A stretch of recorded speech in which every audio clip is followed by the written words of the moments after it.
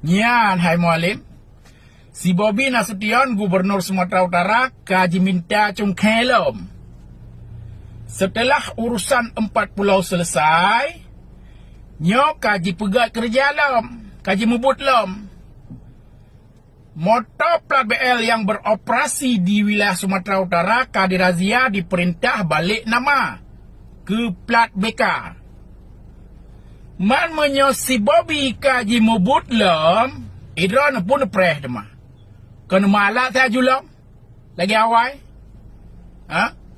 Nyo maka perle Mualim necok sebuah tindakan, necok sebuah kebijakan, neperintahkan bawahan instansi terkait untuk melakukan hal yang sama. Razia semua mobil plat BK yang ada di Aceh, perintahkan segera balik nama menjadi BL. Menasib plat B atau plat-plat lain. Menyonyo berhasil nepebut Mualim, kamu rakyat mendukung penuh.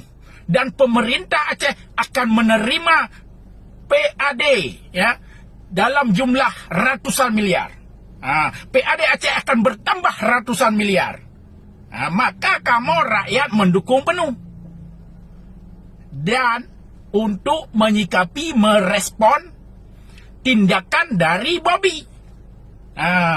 Pokoknya kalian nemalat lo Mualim.